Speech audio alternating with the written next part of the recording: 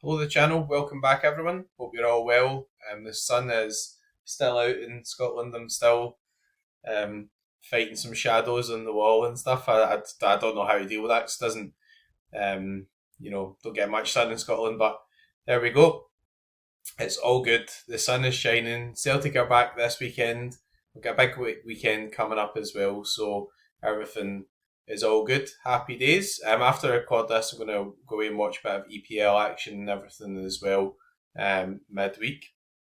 It's been a good start to the midweek, so I'm going to have a quick look at sort of results so far in Contender. Then we'll have a look at the game week preview, and I've done the Celtic lineup on Predictify as well. Before I do that, you see we've got a couple of things running just now. Remember and put in your daily decisive attempts if you've got any players playing. Free to enter. Bit more success last night. I picked Troy Parrott and picked him twice actually, a rare and a super rare, and he scored, so that was a bit better. But yeah, it's not that easy to get a decisive in all honesty. We've got the Road to MLS Masters challenge. You need to get a clean sheet from MLS goalie. Good luck with that. Goal or assist from someone in Brazil, Euro. Serie A gets $5 in credits. And also we've got changed the MLS hot streaks. So they've lowered the second hot streak milestone by 20 points in limited and rare until the 16th of May. So that's quite nice, obviously, if you're looking to try and get into the MLS Masters, I think, as they've called it. So results midweek, absolutely banging so far. What a great start to the midweek. I didn't get a chance to put a video up for midweek, so apologies for that. Just a lot on recently, and the midweek videos don't really get as many sort of viewers as well. But maybe should have got one up with the EPL and everything going on. But anyway, never mind.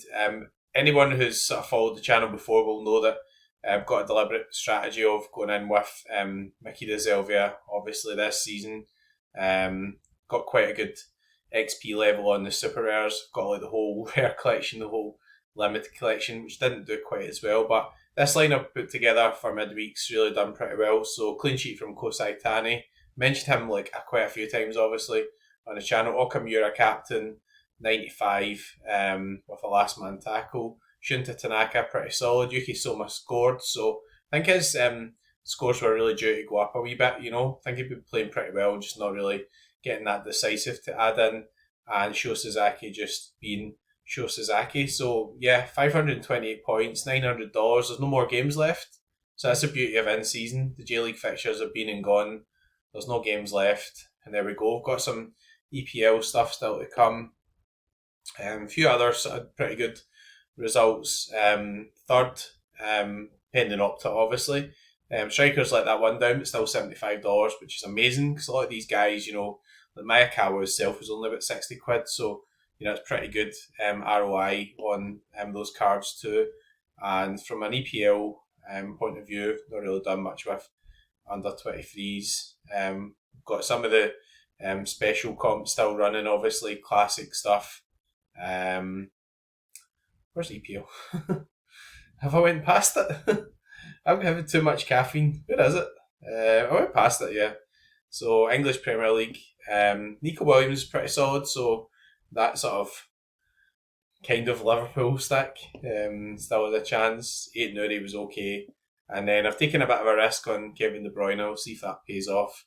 And with all the Southampton guys. Really want a differential in there because obviously I don't have the relevant XP just to beat a full Crystal Palace stack. So anyways, an amazing run. See, we've been knocking out a lot of podiums and everything at the moment. But you'll see from the gallery or whatever that I've been sort of like planning this. I could have just said, I'll just have a quiet summer or just go into the MLS or whatever. I did mention about zigging when people are zagging. And I don't know why I've started going like that. Like, it was just celebrating the win. But yeah, sometimes it's good to do something a bit different. But obviously, as long as you're able to research picks and know what you're doing in terms of who you're buying, etc. I wouldn't just copy like all my buys or whatever, but I do a bit of work in terms of checking what the stats are like, who's moved where, all that type of stuff. Anyways, that's enough on that. Hopefully, when you're watching the videos, you'll be able to see some of the techniques or whatever behind what's happening.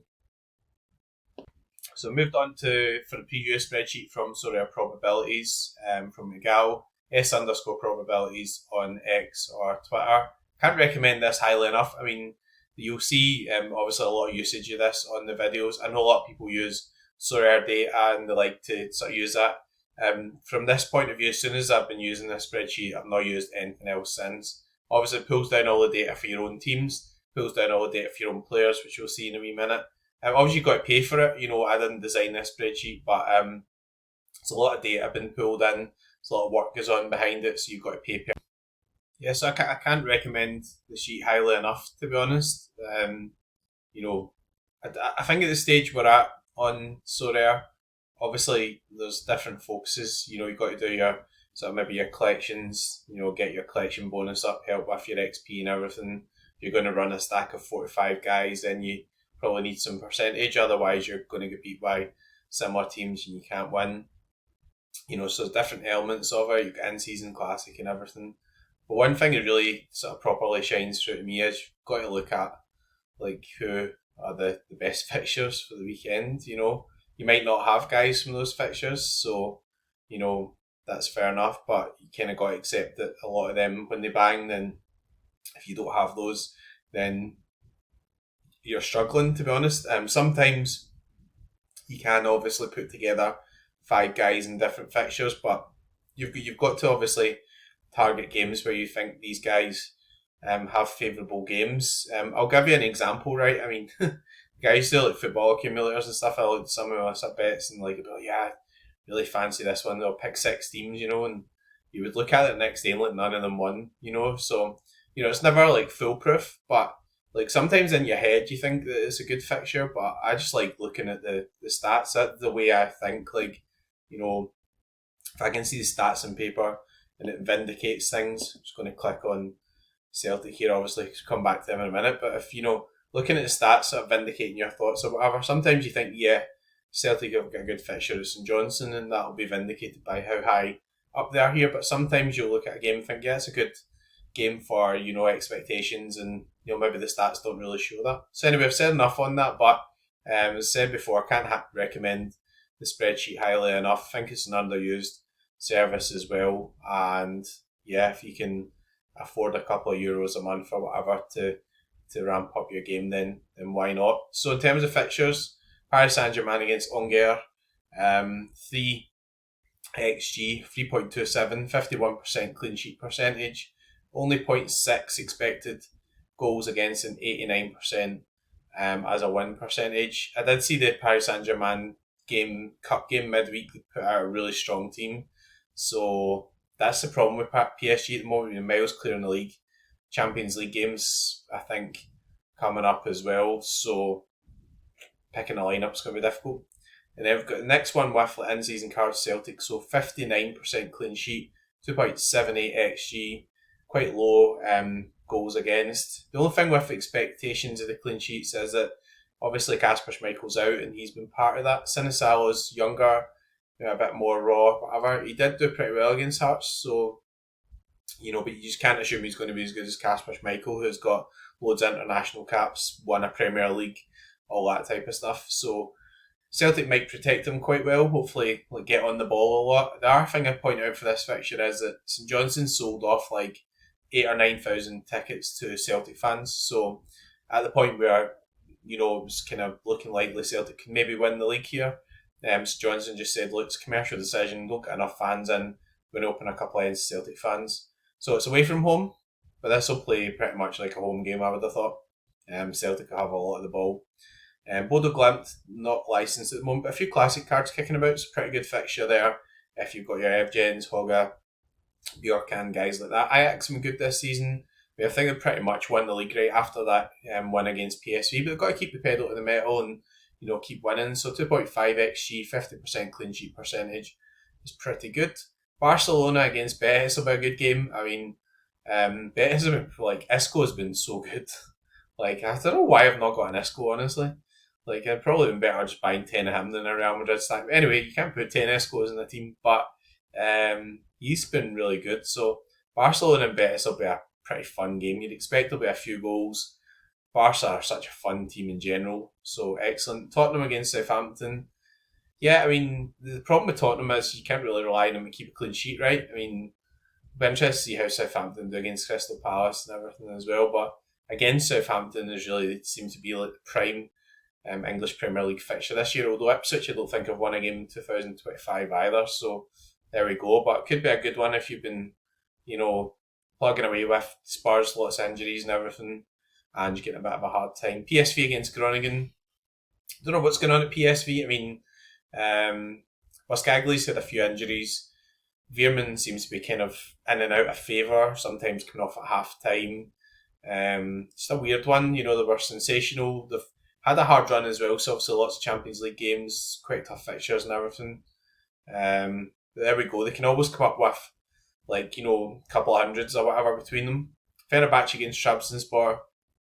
Trabzonspor are quite leaky, so you'd imagine there'll probably be a few goals in that game. If not, Kaki will probably get 100 because he seems to face loads of shots.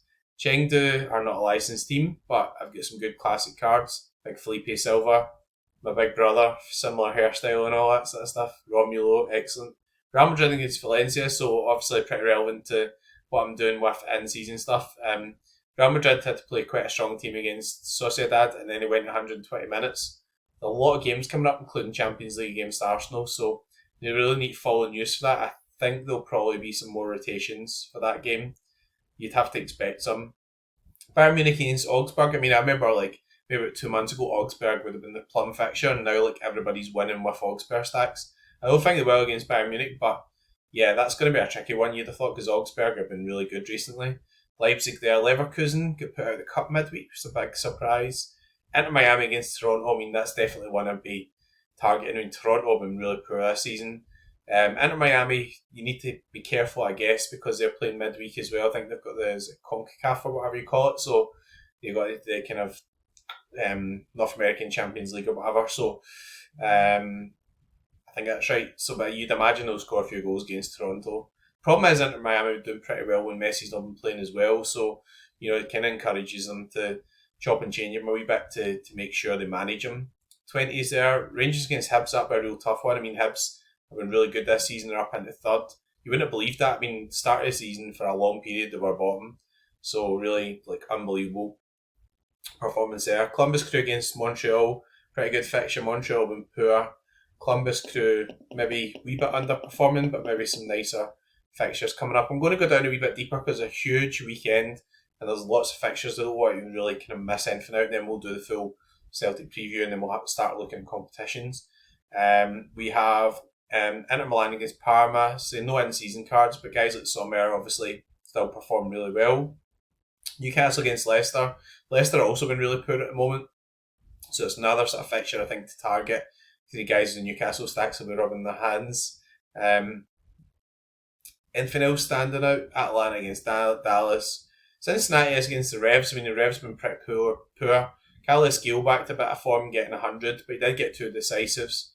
Cincinnati, good away win against Nashville, who properly started well, so Cincinnati I want to watch out for. I mean, there's no real surprise there. Denke, Evander, Orlano, Lucas Engel, loads of really, really good players, obviously there. Celentano is a really good goalkeeper, saved a penalty and everything, so no real huge surprise or anything there, but yeah, that's probably as far down as we're going to go. So let's do the Celtic preview. So this is Predictorfy. So I say this is also a paid site, but obviously I've got to deal with the guys where the tips aren't exclusive to the site. I'll always discuss it on the channel here as well. I'm going to move myself out of the way as well so you can see me properly. So one of the best fixtures of the weekend really for Celtic. No offence, Ian, who's a St Johnstone fan, Ian Sorare. Sorry, pal. But even on the stats, even if you just take the St Johnstone slander out of it, it is one of the best fixtures. And as I said, St Johnstone have sold loads of tickets to Celtic fans, so the whole stadium is going to be buzzing for Celtic, really. That's the reality of it. Schmeichel's injured, Sinisalo will start, unless something happens to him, touch wood. That's why it's 95%, not 100%, right? It's not like Mystic Meg in terms of what's going to happen, but he should start. Schmeichel out 5 to 6 weeks. Alistair Johnson, Carter Vickers, don't really see any changes there. Jeff Schlupp, things definitely won the left back place over Greg Taylor. Interestingly, Brendan Rodgers said that Greg Taylor will leave in the summer, so it's not a good time to be picking up Greg Taylor. Where will he go? There was some Zagreb chat. Maybe he'll go abroad, like I don't know, MLS or whatever. We've seen that happening before with Scottish players, so we'll see. Navrocki over Trusty is an interesting one. So Trusty missed the Celtic Rangers game. I don't know if it was a knock or his wife was expecting. He missed the games with the US national team as well, so he didn't travel. Again, his wife's just a wee baby, so it's a kind of part of management there, like just give him a bit of paternity time or whatever. When he came back, he was on the bench for the game against Hearts, and Brendan Rodgers left Navrocki in. I think he's warming to him a bit. I don't know who's going to start there. I mean, I'm only going with Navrocki because he's played really well last two games, and I'm sort of struggling to see how he should be left out. Now, Trusty probably is first choice left centre back, but Navrocki's been excellent. He's ball playing defender. Rodgers praising his sort of attitude and his willingness to work and his patience. Will be what to play, obviously, but how he's done when he's come in. So, yeah, you'll see that in a wee minute when I show you some of the teams that sort of pre-selected before the game week for the Cap 230 that taking a wee risk on Navrocki in one team. He does tend to rack up scores because he's a ball playing defender and Celtic get a lot of the ball. McGregor, Engels, Tatty, I don't think there's much to say in there. That's what I would expect, I think, at the moment. And one note of caution is Paulo Bernardo is back in terms of availability. Played some minutes. McGregor come off at 60-ish against Hearts. Celtic were 3-0 up and McGregor was just back off a calf injury, so I think it was a bit of protection with, a lot still to play for. The league still to be won. Celtic will go for a treble. Jota, Maeda and Nicholas Kuhn. Nicholas Kuhn was back to his best probably the last game. Electric on the counter-attack. Dyson Maeda's been tremendous. I've got him at 70% there, but it probably is 100%. If Ida were to start up front, I think Maeda would start wide, but I always just go for Jota, Maeda and Nicholas Kuhn. So I mentioned there the Cap 230. We've got some fun stuff coming up this weekend in terms of specials. So we'll have a bit of a focus on them, and then we can go. It's quite early. I have pre-selected some teams now. I do apologise. I only got to this quite close to the deadline, so someone kind of gave me a bit of a heads up. Remember that Sinisalo's last 15 is going to change. So it was literally 15 minutes before the deadline. So if I'm going to put in some Celtic teams and stuff here, the Cap 230 is a cash competition. I can't edit these lineups now because as soon as I edit it and Sinisalo comes out, he'll revert to his normal cap. So you can't get a Celtic stack in, so I'm sorry about that. You could play a Celtic stack though with Bukayo Saka if you've got Bukayo Saka limited or whatever. You could do that. You might not want to do that. You might want to just play Bukayo Saka in the EPL competitions. But remember, if there's a guy who obviously has played midweek who's got a zero cap or a low cap, it won't change until after the lock for this weekend. So Bukayo Saka would probably be the standout sort of guy from that point of view. We've got some other fun stuff happening. So we've got all the MLS stuff on, and we've also got the top tacklers. So we'll have a quick look at that, and I think that's covered in the sheet. So tackles and interceptions are worth 9 points for all positions except goalkeepers. The rest of the scoring matrix remains unchanged. So it's a real interesting one because obviously 1 tackles and 1 interceptions. It's not something that kind of comes up very often for forward players, I don't think. So as part of Igal's spreadsheet service, he's also created a spreadsheet for the top tacklers. So whilst I'm sort of talking you through this just now, basically I've downloaded the sheet and here we go, all the information's coming through on players. So this is a general dashboard, and obviously it's been divided into defender, midfield and forward. Bear in mind these are my own players as well, so if you've got obviously a subscription and you've got your existing players, then it's going to bring in the data for your own players. So you can then select my player only, or you can leave it to obviously everyone, but we'll see we've got all the information here on start percentages, averages per game, project scores, tackles, interceptions in games. So yeah, amazing information to have Like, there's one that stands out there, Daniel Munoz, a guy who I use like quite a lot. So it's great to know, obviously, that he's in there. I'm going to filter this to my own players just so that it's going to be like useful for my thought process, obviously, for who I'm going to actually pick. Will Ferry's there. So got Daniel Munoz. Coppola's an interesting one. Not a guy I use so much, but he's playing really well recently. Rodriguez at San Jose, excellent. Walker Zimmerman, here a few times because we've got a few copies, obviously. Kang Sang Woo's there. Amundsen. Midfield and forward are probably more difficult to get because like maybe not a stat you would normally sort of focus on. So I'll find this probably a bit more interesting. Joshima Fujita is an interesting one. Never really picked him out. Tagsef, he's definitely an interesting one. Big Eddie. So we've got Mats Moller-Deli there, Kosumbium, Nicola Ravella, Bileba. Now I see that's not really that surprising because he's such a good player. Maho Dargeles. And then forward wise, see if we can pick out any interesting ones for you guys. I mean, obviously, if you just look at the sheet and like see if there's anybody who really kind of stands out. As I said, like you don't really get as many tackles and interceptions for forwards, but Reese is there. It's quite interesting. Cezinha is an interesting one. Didn't really expect him to be in there, but obviously gets a fair few interceptions. Yuto Suzuki's in there. I guess he plays kind of at midfield sometimes. Lucas Vasquez is a great shout because Lucas Vasquez plays as a right back, so there's a definitely good shout. Michel Sego's in there. Brian Mbuemo, Benny Nygren, Sam Sturridge, and Senior is not a wee bit more out of favour at the moment. Giotto as Brendan calls him, Giotto. So he's obviously got the interceptions more than tackles, so not really high in terms of tackles. So there's not going to be that many for forwards, but like obviously given the differentiators and everything there, that's definitely like Lucas Vasquez, definitely. I wish I'd thought of that myself, to be honest. So like that's just like crazy information to have. So in terms of this competition, we've got some mystery jerseys. We've got Star Limited to be given out, and obviously it's +9 for a one tackle and +9 for an interception.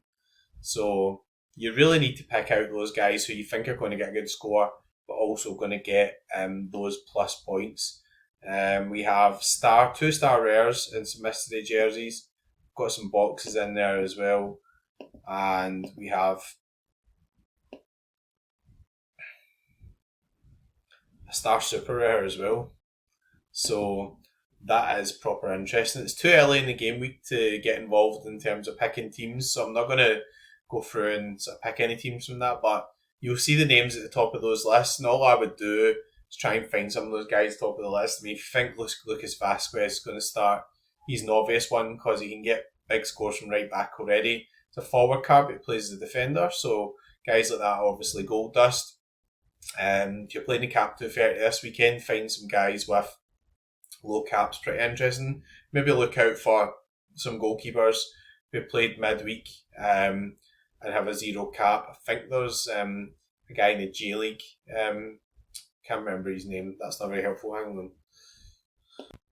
Daniel Schmidt.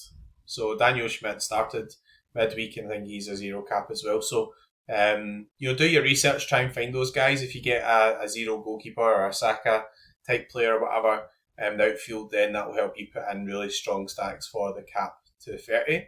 Anyways, that's all I'm going to do just now. So record this video quite early on Wednesday. I know it doesn't give anyone any of those actual lineup selections, but hopefully you can see the processes been going through to pick those lineups. I was using the spreadsheet, using the best fixtures, using the best top tacklers, just try to put those guys together in a team, and then you've got to get a bit of luck as well. You do need a wee bit of luck too. We're playing against a lot of people here, even midweek and Super Rare, whatever. There's still a fair amount of lineups and everything out, so it's a great achievement, obviously, to beat the competition at any point. So if you watch this point, I do appreciate it. If you want to sign up for Sorare Probabilities, the guy will give you a free trial, S_probabilities, drop me a line. I'll put you in touch with him. If you want to sign up for Predictorify, If you could please use the code McBridace, it would be much appreciated. Helps to support the channel. There's different subscription plans and everything there. You can go for the whole hog, or you can go for regions only like MLS or Contender until Europe's back. And yeah, we'll end in the customary fashion. If you're playing midweek and you see this, or you're playing the weekend, good luck and go fuck.